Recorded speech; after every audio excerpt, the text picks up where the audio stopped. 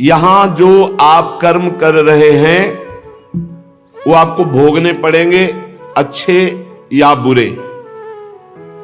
बिना भोग के ये नष्ट नहीं होते। एकमात्र उपाय है, जैसे आपको वकीलों के द्वारा प्रमाणित कर दिया गया कि यहां के वकील है चित्रगुप्त, पूरी सीन सहित आपकी चेष्टाओं को अंकित किया जाता है, वो आपके मन में है, आगे प्रसंग आएगा।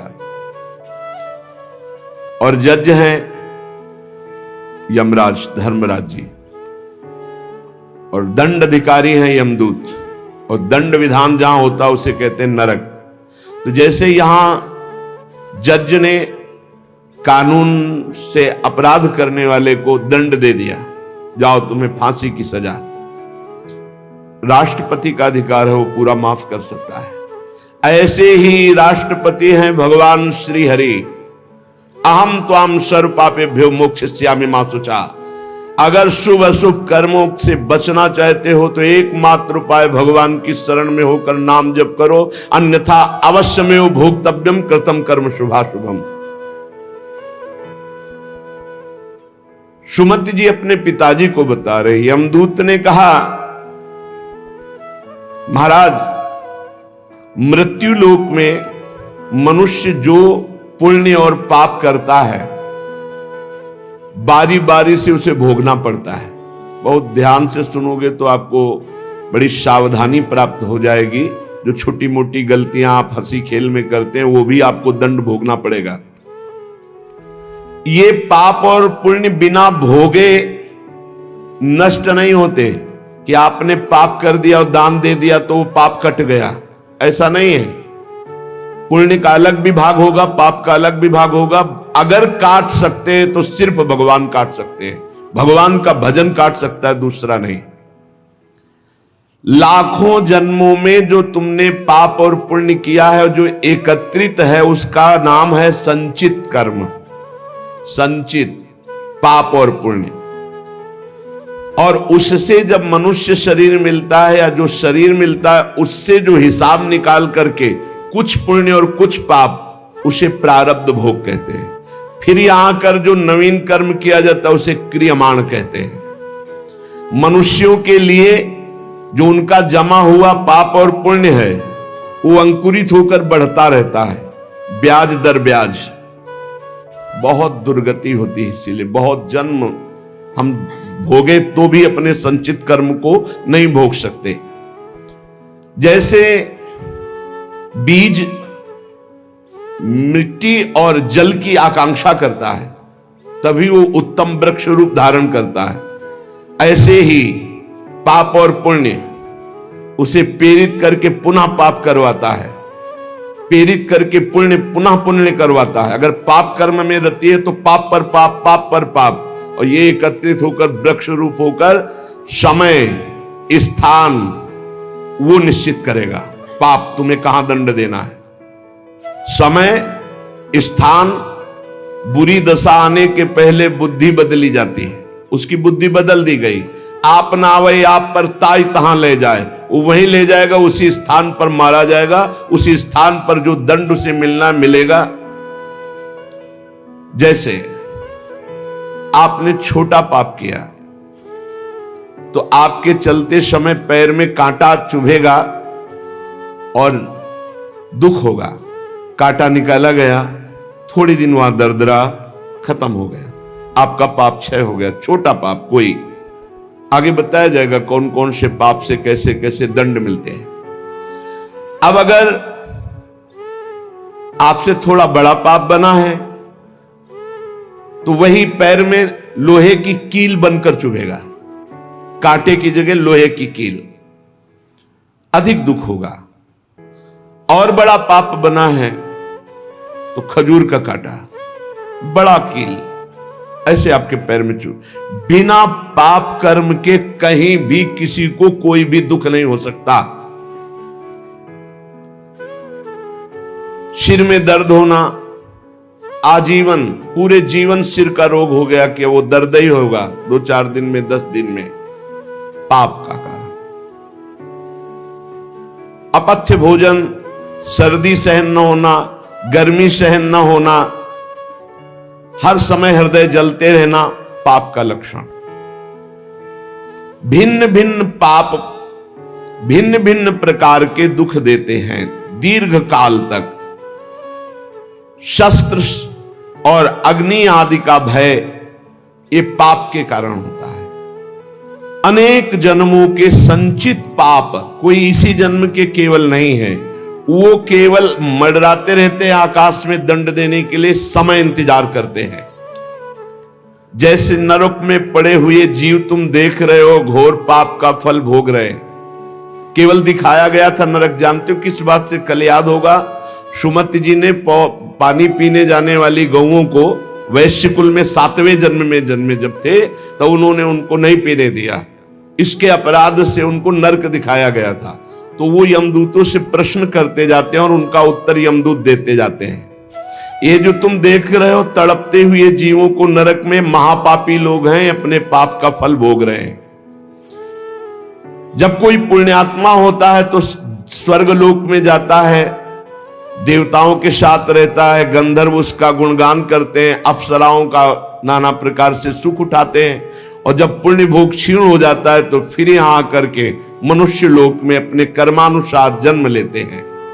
राजन, ये जो तुमने पूछा कि किस किस पाप से पापियों को कौन कौन सा नरक में दंड मिलता है, वो मैं बतला रहा हूं। जो नीच मनुष्य कामना और लोभ के वशीभूत होकर दूषित दृष्टि से हर स्त्री को भोग भाव से देखता है, जिसको देखता है बस काम भाव से देखता है।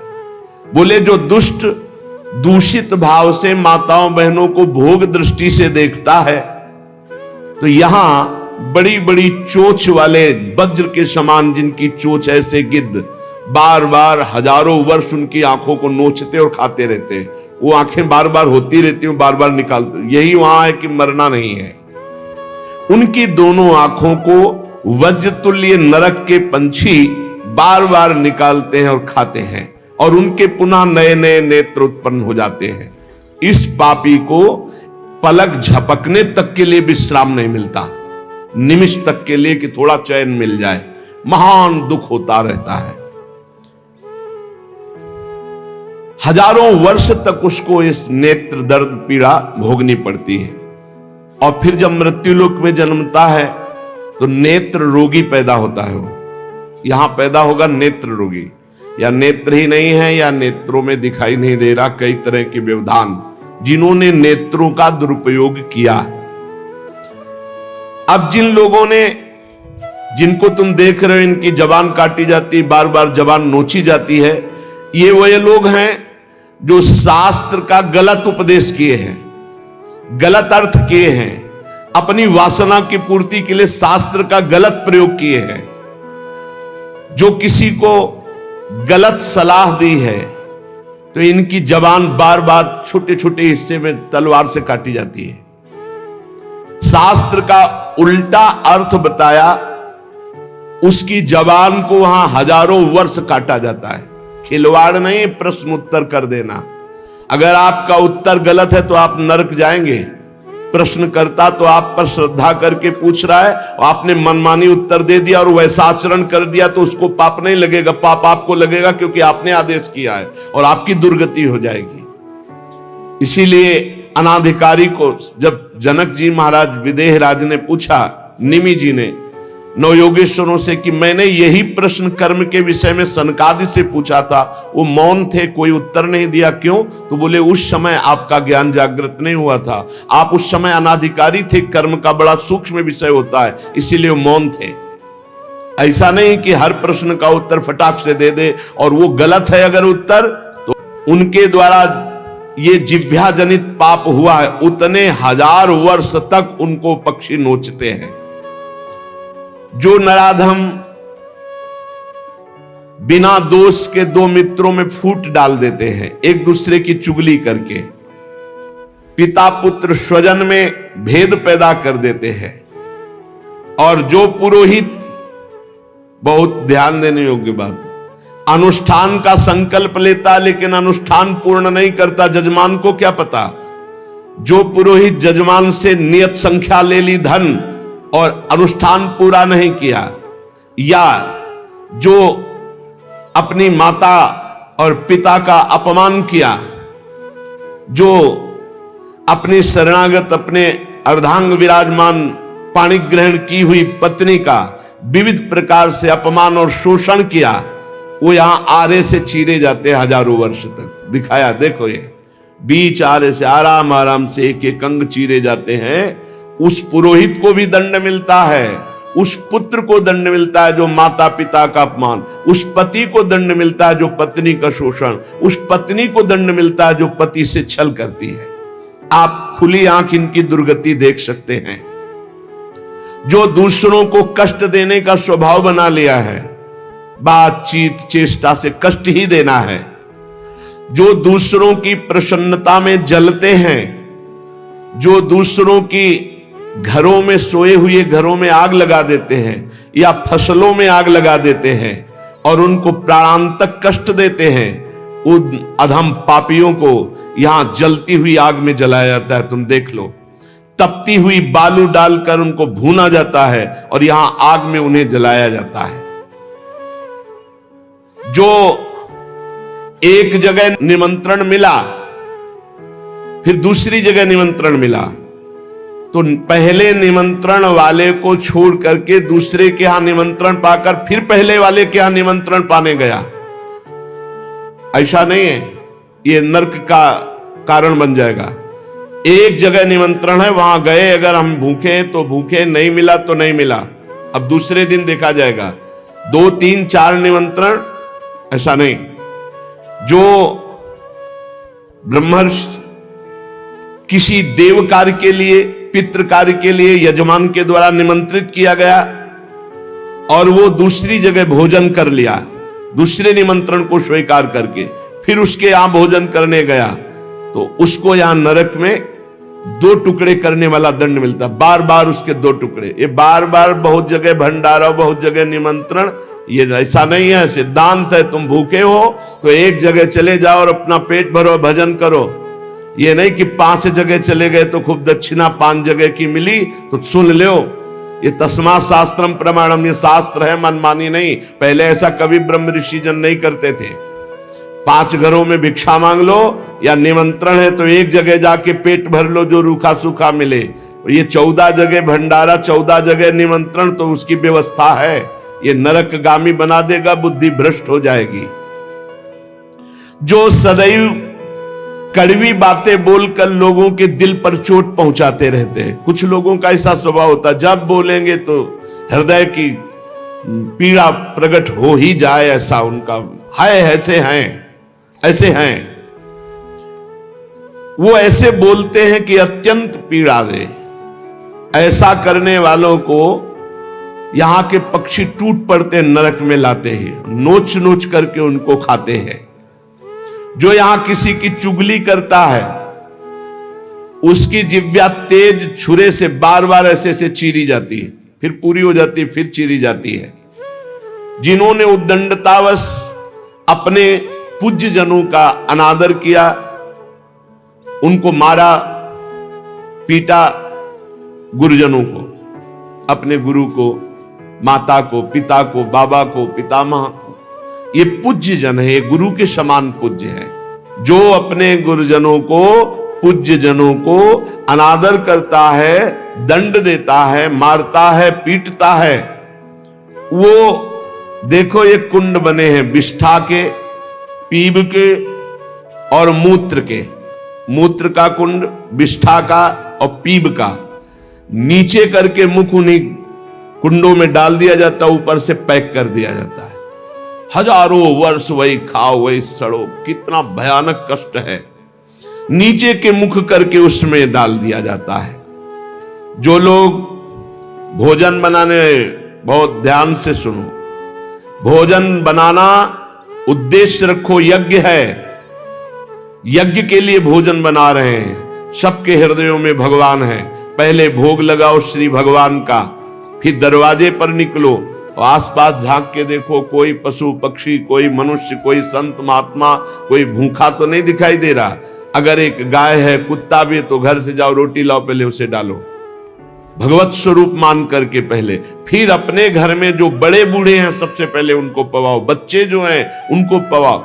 अच्छी अच्छी चीज तुम पालो, बड़े बूढ़े नहीं, अभी आगे आएगा, उनको भी दंड मिलता है। तो जो रसोई बनाए तो उसे भाग लगाना चाहिए, देवता का भाग, अतिथि का भाग, कौवे का भाग, गाय का भाग, और अपने जो पूर्व के बुजुर्ग जन हैं पहले उनकी सेवा। अच्छा, जो भी रसोई बने, भगवान का भोग लगाया, दरवाजे तक गए, अतिथि को देखा, एक गौ के लिए ग्रास निकाला, एक कौवा पक्षी आदि के, जरूर जरूर ये नहीं निकालोगे तो पाप है। गीता जी में कहा जो अपने लिए पका के पाता है वो पाप पाता है। तो जो अभ्यागत अपने बुजुर्ग और अतिथि, अब कोई साधु महात्मा आया, माना कोई भी हो, वो दरवाजे में पुकारा, राधे श्याम, आप छुप नहीं सकते, आपको निकलना पड़ेगा। हाँ, राधे राधे, क्या चाहिए, क्या सेवा करूं आपकी? आप जल पिएंगे, आप भोजन पाएंगे? नहीं, मुझे पैसा चाहिए। वो नहीं दे सकता, खत्म किया, आपका आदर हो गया। आप मृदु वचन में इतना तो बोल सकते हैं, राधे श्याम, आप इतना बोल सकते हैं, आप जल पिएंगे, आप रोटी पाएंगे, भोजन प्रसाद पाएंगे। नहीं, मुझे रुपया चाहिए। नहीं, मेरी श्रद्धा नहीं, मैं नहीं दे सकता, सामर्थ्य नहीं है, श्रद्धा नहीं है, कुछ भी आप कह दो उस पे चलेगा, पर आपको निकलना चाहिए। यदि आप छुपे रहे हो, आपके कान में आवाज आई, आपके दरवाजे से भिक्षुक वापस जा रहा, तो आपके सुकृत नष्ट हो जाएंगे और आपको पाप लगेगा। ये धर्म है, अतिथि देवो भव। देना ना देना वो आपके ऊपर की बात है, लेकिन मृदु वचन, जल और भोजन, ये तीन तो प्राय सब, नहीं कुछ है एक फल दे दे। अगर वो कहता है मुझे भूख लगी है, तो आप वहीं गेट के बाहर बैठिए, परिचय नहीं है इसलिए, घर में जो सदस्य पुरुष वर्ग का, उससे 2 रोटी भेज दीजिए। जो दुष्ट आए हुए अतिथि का अपमान कर देता है, अतिथि देवो भव, बड़ी महिमा है गृहस्थ धर्म में अतिथि सेवा, साधु सेवा की, उसे यहां पीब चाट चाट के पवाई जाती है नरक में, उनका बुरा हाल होता है। बहुत सावधानी, इसीलिए धर्मात्मा पुरुष एक एक कार्य को बहुत धर्मपूर्वक, जो यहां दूसरे के भाग का अपहरण कर लेते हैं, अब अपने घर वालों के लिए अच्छे अच्छे लिए और संत महात्मा वैष्णव अतिथि के, तो बोले उसे दंड मिलता है, नरक में लाकर के उसे विविध प्रकार से सताया जाता है। जब कोई अर्थार्थी शरणागत तुम्हारी शरण में आ जाए और तुम उसके साथ धोखा करो, तो यहां भी दंड मिलेगा और वहां भी दंड मिलेगा। तो कह रहे हैं जो आए हुए शरणागत के साथ छल करता है, तो यहां थूक, खखार, बिष्ठा, इसके कुंड बने हैं, इनमें डाल दिया जाता है। आनंद लो, सोचो, थोड़ी देर भावना करो, गटर में पैक कर दिया जाए, आपको मरना है नहीं, थूक खखार लाल, उसमें ये नारकी गतियां हैं। हे सुमति, बहुत ध्यान दीजिए, जो लोग झूठे मुंह और झूठे हाथ, देवता का स्पर्श, देवता को प्रणाम, गुरुजनों को प्रणाम, जो लोग ऐसा अपवित्र कार्य करते हैं, उनके हाथ ऐसा अपवित्र कार्य करते हैं, उनके हाथों को यहां यमराज तिल तिल भर करके काटते हैं। जैसे कोई सब्जी नहीं काटता, ऐसे बड़ी रफ्तार से ऐसे बार बार काटते। अरे ऐसे थोड़ी शास्त्र में, हम यहाँ खाए डोल रहे हैं, ऐसे जूता पहने भोजन कर रहे हैं, न कुल्ला न आचमन, ये सब नारकी गति को प्राप्त होने वाले जीव, तभी बुद्धि भ्रष्ट, मनमानी आचरण करने। पहले जानते हो गांव में कैसे पंगत पवाई जाती थी, सबके चरण धोए जाते थे। आप महाभारत में पढ़िए, राजसू यज्ञ में जितने राजा आए थे, सबसे अग्र पूजा भगवान की हुई, लेकिन भगवान ने सेवा ली थी सबके चरण धोने की। कितना पवित्र व्यवहार था, शास्त्री, पट्टी बिछा दी, चरण धो दिए, हाथ धुलवाए, कुल्ला करवाए, सब बैठे, सबके तिलक पूजन और सबका फिर वो पत्तल, दोना, सकोरा, ये पवित्र है। ये होटलों में जो खाते हैं ना, वहां रज लगा के थोड़ी धोते हैं, ऐसे मारा पानी पाइप से, वही रुमाल हजारों में फेर दी। अब मतलब किसको है? जब वो कौन सा भोजन कहते हैं जिसमें सब ऐसे ले लेकर पाते हैं? हाँ, अब हमें तो कहना भी नहीं आता। अब सोचो उसमें वही शराब पिए हुए व्यक्ति खा रहा है, उसी से आप ले रहे, उसी से जो मना। अब वो पाया फिर लेने का मन, फिर कोई रोकने वाला है? वहां कोई खड़ा है? नहीं, सब रखे हैं। बोले ये वीआईपी लोग हैं, वीआईपी लोगों की वीआईपी व्यवस्था है, समझ लीजिए। जो जूठे मुंह होकर के या भगवान सूर्य चंद्र की तरफ करके लघुशंका करते हैं, सूर्य उदय है, सूर्य भगवान की तरफ, चंद्र भगवान की तरफ, भगवत विग्रहों की तरफ लघुशंका करते हैं, तो उनके आंखों में आग का अंगार रखा जाता है, ऐसे बार बार चीखते जलते हैं। जो जेठ होकर अपने लघु भ्राता की पत्नी के साथ गलत, पिता होकर अपनी पुत्री के साथ, भाई होकर अपनी बहन के साथ, या गुरु पत्नी के, ऐसे लोगों को तपाई हुई लोहे की स्त्री के साथ बेड़ियों से, लोहे की ऐसे जंजीरों से जो जलती हुई, उसी में जकड़ दिया जाता है। बहुत तुम्हारी बुद्धि भ्रष्ट हुई थी, जो बहन बेटी और पवित्र संबंध भी नहीं तुम्हें दिखाई दिए, तो उसमें लपेट दिया। लोहे की स्त्री, धधकती हुई आग, लोहे की जंजीरों से बांध दिया। त्राहिमाम पुकार रहा है, हजारों वर्ष बंधा रहे, मरना तो है नहीं, जकड़ दिया जाता। आग का अंगार आसो पास उसके रख दिया जाता है, उसके पूरे के पूरे शरीर में बार बार दाह आग होती है, चिल्लाता है। ऐसे नराधमों को यहां बहुत दंड दिया जाता है। यमदूत कहते हैं, जो अपने कानों से गुरु की निंदा सुनता है, जो अपने कानों से वैष्णव जनों की निंदा सुनता है, जो दूसरों की निंदा सुनकर के हर्षित होता है, ऐसे पापियों को यमदूत जो लाते हैं यमराज के, वो तपाया हुआ लोहा उनके कानों में डाला जाता है। बार बार तपाया हुआ लोहा, बार बार। गुरु निंदा सुनी, संत निंदा सुनी, वैष्णव निंदा सुनी, सुनने वालों को, और बड़े हर्षित होते हैं जब किसी की निंदा होती ना, तो कुछ लोग ऐसे हर्षित होते जैसे उनको सम्राट पद मिल रहा हो। अरे पर निंदा के किए ते आवत नहीं कछुआत, मूर्ख पर्वत पाप को ले चल अपने साथ। यहां विलाप करते हैं, पर यहां यमदूत स्वयं कह रहे हैं, हम लोगों के हृदय में दया तनिक भी नहीं है, और क्रोधित होकर उनको और कष्ट देते हैं। जैसे वो विलाप करते हैं तो क्रोधित होकर और कष्ट देते हैं। जो देव मंदिर में जमीन लगाई गई या किसी ऋषि मुनि को दान में दे दी गई, या कोई सभा भवन है सार्वजनिक, जो इनको तुड़वा कर उनकी जमीन हड़प लेते हैं, उस जगह अपना निवास स्थान बना लेते हैं, उसका प्रयोग करते हैं। यहां यमदूत उन्हें ला करके धीरे धीरे उनके शरीर की खाल उदाड़ते हैं। पूरी उधल गई, फिर शरीर में नई खाल, फिर धीरे धीरे होश में। ये नहीं कि देवालय की लगी हुई संपत्ति का प्रयोग कर लिया, या देवालय को विध्वंस कर दिया, या सभा भवनों को विध्वंस करके अपने लिए अपना कब्जा, तो फिर ये वो चीखते चिल्लाते, पर यहां दया नहीं है। जो गौ के स्थान में, पवित्र स्थान में जल में मल त्याग करते हैं, जैसे नदी है, कोई सरोवर है, या गौशाला है, या देवालय है, उसकी सीमा में मल त्याग करते हैं। यहां के बड़े बड़े कौवे जिनकी लंबी चोंच होती है, उनकी गुदा द्वार से आते खींचते हैं बार बार, बहुत होश में।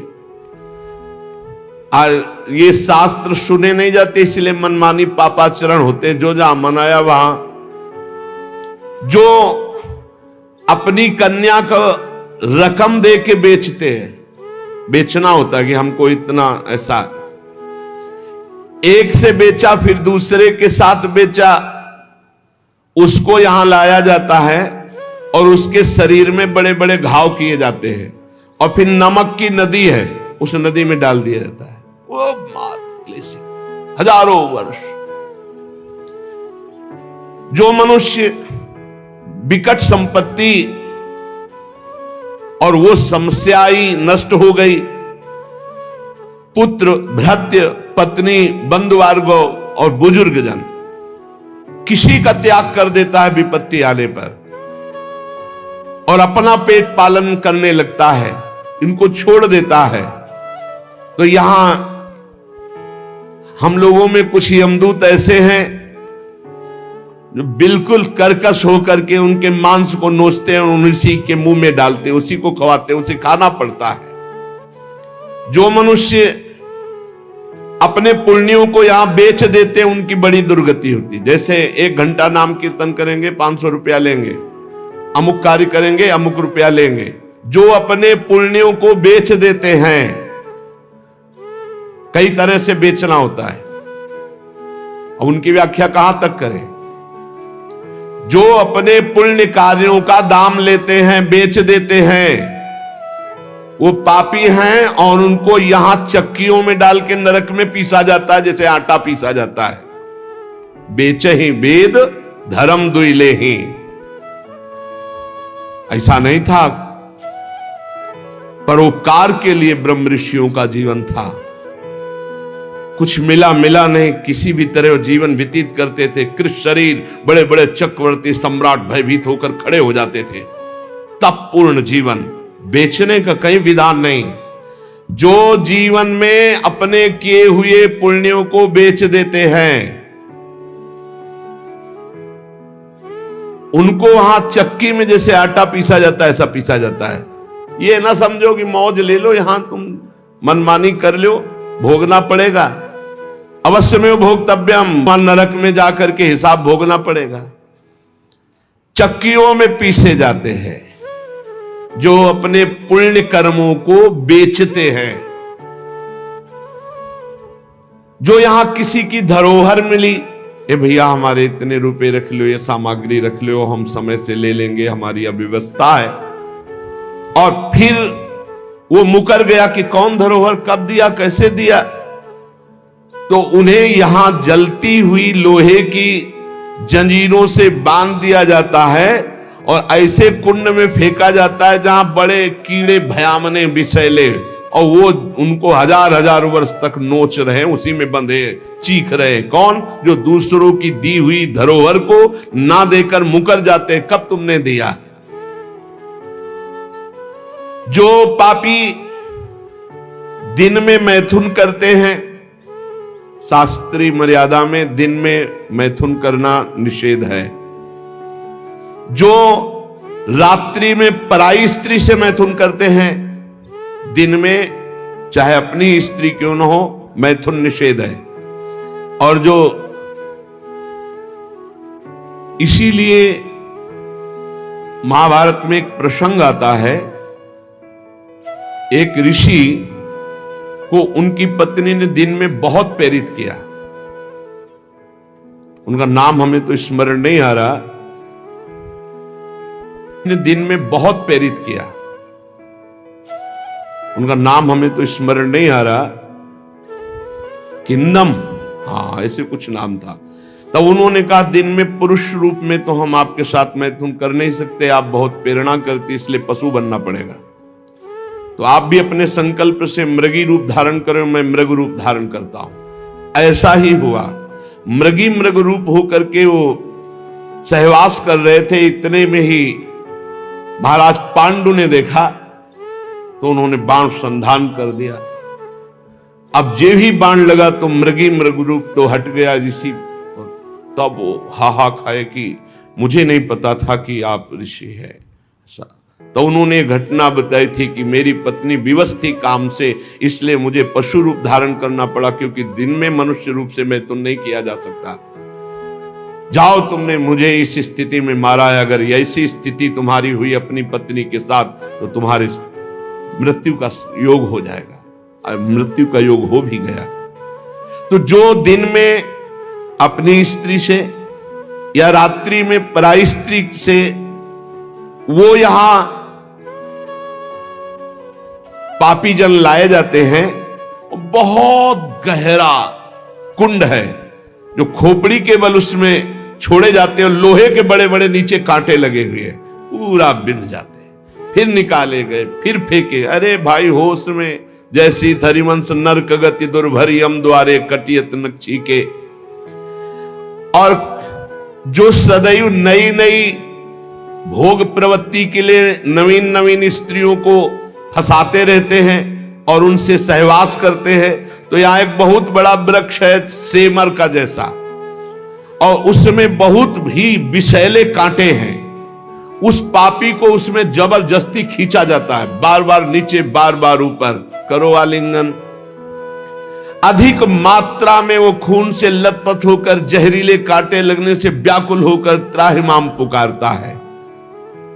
जो लोग पराई स्त्रियों को फुसलाकर उनके सतीत्व को नष्ट करते हैं, जो लोग अपने धन के घमंड में आकर गुरुजनों को नीचा दिखाते हैं, जो लोग अपने गुरुजनों के प्रति रोष दृष्टि रखते हैं, उनको यहां लाकर जैसे चटनी पीसी जाती शिला में, ऐसे बड़ी बड़ी शिलाओं से उनको पीसा जाता है। यमदूत सुमति जी को बता रहे हैं, और वो बहुत कष्ट पाता है। ये यमलोक बड़ा दुखमय है, दिन रात यहां व्यथा ही व्यथा है। जो जल में मूत्रते हैं, कुल्ला करते हैं, थूकते हैं, विष्ठा करके सोचते हैं, बोले ऐसे लोगों को यहां थूक विष्ठा और मूत्र से भरे हुए दुर्गंध युक्त नरक के कुंडों में डाला जाता है। अरे ऐसा थोड़ी साष्टांग दंडवत करो यमुना जी गंगा जी में और अपने घर से शौच आदि क्रिया करके, यदि नहीं ऐसा तो पात्र में लो और जल पियो पहले, और फिर दूर जाकर के बहुत दूर शौच आदि होकर मिट्टी से ही हाथ और सब पात्र मार्जन करके फिर आओ, फिर पात्र मार्जन करो, फिर जल लो और दूर जाकर के कुल्ला। ऐसे पवित्र जैसे गंगा किनारे भ्रमण करने वाले संत जन हैं तो सारी दिनचर्या गंगा जी से होती, पर बड़ी सावधानी से होती। ऐसा थोड़ी कि सोच लिया जाकर गंगा जी, ऐसा नहीं। जो इस लोक में दूसरे का मांस खाते हैं, बहुत सावधानी से दुर्गति होती, पक्का दुर्गति होती है। मांस खाने वाले ध्यान से सुन ले, पूर्व में जो किसी भी पशु का मांस खाते हैं उनको तो पहले नरक का दंड मिलेगा, फिर वही पशु बनेंगे, वैसे काटे जाएंगे। और जो ज्यादा पशुओं का मांस काट के खाते हैं तो उनके घर में घटना भी हो जाती है, कोई न कोई विनाशकारी घटना घटेगी कि इन मांस खानों वालों के परिवारों का बहुत बुरी तरह नाश होगा। और जब ये मरेंगे तब नरक जाएंगे, और फिर जब जन्मेंगे तब ये फिर वही बकरा बकरी बनेंगे, ये काटे जाएंगे। होश में रहो, समय आने दो, कर्म अवश्य में भोक्तव्यम, तुम्हें भोगाएगा, रो नहीं पाओगे, रो नहीं पाओगे। जो यहां दूसरों के मांस को खाते हैं तो बड़े बड़े हाथियों से उनको पहले कुचलाया जाता है, चिरवाया जाता है, फिर कोल्हू में पेरा जाता है। बढ़िया आनंद लो। यहां जो कर रहे हो इसका बहुत लंबा हिसाब होगा। लोग सोचते हैं कि ये गप है, 5 मिनट में हिंसा की आजीवन कारावास, लाखों जुर्माना, तुम्हें यहीं से अनुमान लगा लो। यहां तो बहुत छोटा हिसाब किताब है, वो तो अनंत ब्रह्मांडों का हिसाब किताब है। आप विद्धास्तु यैर्वेदा वन्यास्य हिताग्नि भी ता इमे शैल श्रृंगाग्रात पात्यंदे धा पुनः पुनः। जो अपने पूर्वजों को पिंडदान नहीं देता, हवन नहीं करता, शास्त्र मर्यादा के अनुसार नहीं चलता, जो बिना पाणी ग्रहण किए व्यभिचार करता घूमता रहता है, ऐसों को बड़े बड़े ऊंचे पर्वत से नीचे खोपड़ी के बल फेंका जाता है। और जब नीचे गिरता है तो बड़ी बड़ी विषैली चींटियां चिपक जाती हैं और काटती हैं। अब और सावधानी की बात, जो पापी पुरुष के द्वारा दिया हुआ दान लेता है, स्वीकार करता है, पापी होश में ये रुपए की गड्डी नरक पहुंचा देगी। जो पापी पुरुषों द्वारा दिया हुआ दान लेते हैं, चाहे वो यज्ञ कराने के लिए, चाहे वो किसी भी कार्य के लिए, उन मनुष्यों को पत्थर के भवन में छोटे से गैसील, बिल्कुल गैस ऐसी जहरीली, उसमें कीड़े की तरह उन्हें बंद कर दिया जाता, बाहर से कोई वायु नहीं, बंद। अब कितने हजार वर्ष, कितनी घबराहट है। अब सोचो, पत्थर के छोटे छोटे ऐसे भवन, उनमें गैस भरी हुई जहरीली, उसमें बंद कर दिया गया। दशांश लिया जाता धर्मात्मा पुरुष का, दशांश दान है धर्मात्मा पुरुष का, 100 मेहनत से कमाए। अब अगर तुम 10 रुपए दान कर दोगे तो बहुत बड़ी बात हो जाएगी। एक गरीब आदमी बड़ी मेहनत से अपना पेट पालता था, तो एक किसी व्यापारियों के संग में था। तो सब व्यापारी बड़े बड़े अपने अच्छे पदार्थ भोजन के, वो खिचड़ी लाया था घर से, कहीं यात्रा में था।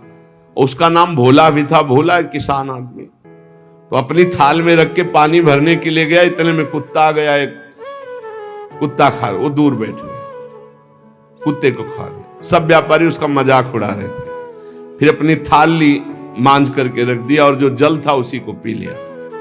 रास्ते में जा रहे थे, एक भयानक ब्रह्म राक्षस प्रकट हुआ। अलग अलग कोटि के प्रेत भी होते हैं। अब तो सबके होश उड़ गए। भोला एकदम सीधा आदमी था। ब्रह्म राक्षस ने कहा सबको मार देंगे हम व्यापारी। तो भोला ने कहा शुरुआत हमसे करो। तो उनका तुम्हारे ऊपर तो हाथ नहीं उठा सकते। क्यों? क्योंकि तुमने कभी बेईमानी नहीं की, धर्म से कमाए हो, और आज तुमने इतना बड़ा पुण्य किया कि भूखे थे, अपनी मेहनत की कमाई की खिचड़ी कुत्ते को खाने दिया। अगर वो पुण्य मुझे दे दो तो मैं ब्रह्म राक्षस योनि से मुक्त हो जाऊं, किसी को नहीं दंड दूंगा। तो उसने कहा कैसे दे दूं? बोले संकल्प करो कि आज की खिचड़ी जो कुत्ते ने पाई, उसका जो पुण्य हुआ मैं तुम्हें देता हूं। मैं अभी मुक्त हो जाऊंगा, नहीं सबको मार दूंगा इन व्यापारियों को। धर्म की कमाई का छोटा सा भी दान वो भगवान की भी प्राप्ति करा सकता है। दशांश धर्म के दान को कहा गया है, मेहनत की कमाई का फिर दशांश दान कहा गया। पाप कहीं दान नहीं होता, पाप कहीं दान नहीं होता। उसका विधान फिर ब्रह्म ऋषि बताते हैं कि आज तक किया, अब कभी पाप नहीं करेंगे, अब क्या करें, तो फिर उसका विधान वो बता देते हैं। ऐसा नहीं कि पाप करते जाओ, दशांश देते जाओ तो बुद्धि भ्रष्ट होती चली जाएगी। जो ये बहुत बड़ा अपराध है। उपकार करने वाले का अपकार कर देता है, का फिर दशांश दान कहा गया। पाप कहीं दान नहीं होता, पाप कहीं दान नहीं होता। उसका विधान फिर ब्रह्म ऋषि बताते हैं कि आज तक किया, अब कभी पाप नहीं करेंगे, अब क्या करें, तो फिर उसका विधान वो बता देते हैं। ऐसा नहीं कि पाप करते जाओ, दशांश देते जाओ तो बुद्धि भ्रष्ट होती चली जाएगी। जो ये बहुत बड़ा अपराध है। उपकार करने वाले का अपकार कर देता है। कृतज्ञता, कृतज्ञ होना चाहिए। आपके लिए किसी ने उपकार किया, आपको आपका हित किया, आपके संकट में सहयोग किया, तो जीवन भर वो जब दृष्टि में आ जाए तो थोड़ा कृतज्ञ होना चाहिए। ऐसा नहीं कि उसका अपकार कर दो। जैसे गुरुदेव ने मंत्र दिया, उपासना दी, तुम्हारा उपकार किया। खोटी बुद्धि वाला जो कृतज्ञ नहीं रहता, उसको यहां तप्त कुंभ नामक नरक में गिराया जाता है। ये बहुत दुख देने वाला है, ताप ही ताप। और इसमें 80 पत्रवन नरक में जैसे तलवारें हैं, ऐसे किनारे किनारे तलवारें हैं। जिधर ये होता उधर तलवार घुसती, बार बार इसको पीड़ा होती है। फिर उसे अगले कालसूत्र नामक नरक में डाला जाता है। विश्वासघाती, गुरुद्रोही, मित्रद्रोही, इनका उद्धार बहुत मुश्किल होता है। ये यहां नरक में भोग करके भी जब जन्म लेते हैं तो कोढ़ी, दुष्ट स्वभाव वाले, सर्प आदि ऐसी योनियों को प्राप्त होते हैं। यहां जो किसी का सोना चुरा लेते हैं, यहां जो शराब पीते हैं, उन महापापियों को यहां लाया जाता है, और जो शराब पीते हुए गला हुआ लोहा उनको पिलाया जाता है। ए भैया शराबी जो पिए हो तो बंद कर दे आज से, नहीं आगे इंतजाम कुछ और है। हाँ, जलता हुआ लोहा पिघलता हुआ पिलाया जाएगा, मरोगे है नहीं, बहुत होश में। स्वर्ण की चोरी करने वाले को वैसे ही स्वर्णिम आग के ऊपर फेंक दिया जाता है, भुनो सारे। यहां कोई मानता नहीं, कहते सब झूठ है, भोगोगे तब पता चलेगा। और ऐसे लोग जब नरक से लौटते हैं तो उनको यहां भारी भारी घृणित बीमारियों से पीड़ित होना पड़ता है। राजन, जो नीच अपवित्र पापी पुरुष है, वो जब दूसरों से दान लेता है तो नरक में जो बताया गया वो भोग भोगता है, यहां जन्म लेता है गधे का, गधा बनता है। दो ईंट देखते रहो आराम से। किसको? जो पतितों से पापियों से दान लेता है, वो न ऊपर तो सुना दंड, और जब मृत्यु लोक में जन्मेगा तो वो गधा बनेगा। चाहे कोई भी हो, तैयार रहो पीठ मजबूत करके ढोने के लिए भार। जो अधिकारी नहीं है, पतित है, उससे जो पैसे के बल से पूजा करवाता, यज्ञ करवाता है, उस द्विज को जब नरक जाके पहले भोगेगा और फिर लौटेगा तो विष्ठा का कीड़ा होना पड़ेगा। जो पैसे के बल से पतितों को भी, आओ पूजा कर ले, आओ यज्ञ करवा देते हैं तुम्हारी, नहीं, पहले जजमान का परीक्षण होता है, अधिकार होता है। ऐसे द्विज को नरक से लौटने पर विष्ठा का कीड़ा होना पड़ता है। जो अपने गुरुदेव के साथ छल करता है, अहंकार करता है, कपट करता है, उसे पागल कुत्ते की योनि मिलती है। उसे नरक भोगने के बाद पागल कुत्ते की योनि मिलती है। जो गुरु की संपत्ति का अपहरण कर लेता है, मनमानी आचरण करता है, तो उसे यहां यही दंड मिलता है, अर्थात कुत्ते की योनि प्राप्त होती है। जो अपने माता पिता वयोवृद्ध का अपमान करता है, कटुवचन करता है, उसे यहां पक्षी की योनि प्राप्त होती है, जो बीमार रहता है हर समय, पक्षी, कष्ट से युक्त पक्षी की योनि। जो अपनी भाई की स्त्री का गलत भाव, तो वो कछुए की योनि प्राप्त होता है, बड़ा कष्ट में जीवन उसका व्यतीत होता है। जो यहां अपने मालिक के साथ दगाबाजी कर देता है, वो बंदर की योनि को प्राप्त होता है। जो दूसरे की धरोहर हड़प लेता है तो नरक भोगने के बाद वो नाली में कीड़ा बन करके रेंगता है। जो दूसरों के दोष देखता रहता है, वो नरक भोगने के बाद यहां अंधा पैदा होता है, आंखों से अंधा पैदा होता है। जो अपने मित्र या अपने प्रियजनों के साथ विश्वासघात करता है, वो मछली की योनि हजारों बार जन्म लेता है।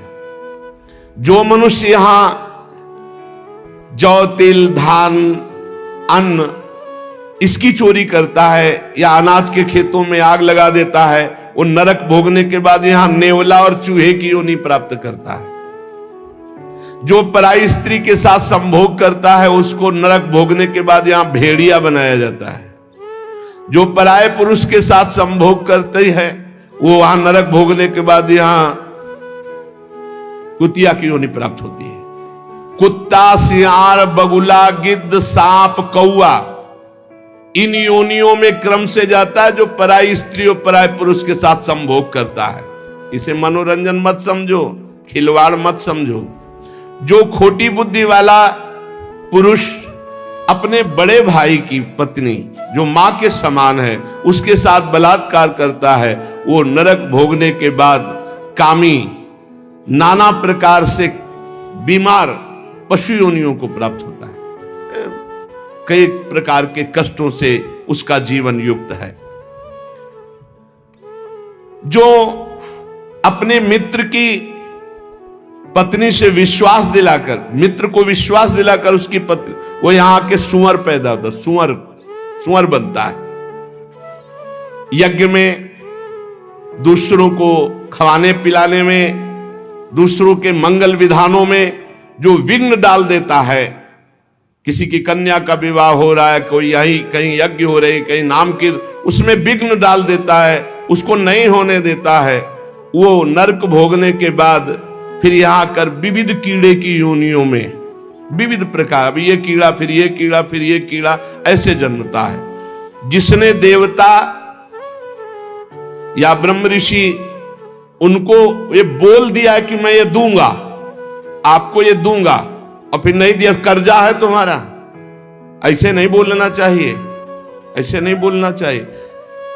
अयाचक वृत्ति से जो रहते हैं, कभी नहीं, महाराज हम आपका ये काम कर दें, आपको ये दे देंगे, आपको एक कर्जा हो गया, अब अगर नहीं दिया तो नरक भोगोगे, और नरक से निकलने के बाद कौआ बनोगे। जो अपने पूजनियों का अपमान करता है, बड़े भाई का अपमान करता है, वो क्रौंच पक्षी के रूप में जन्म लेता है।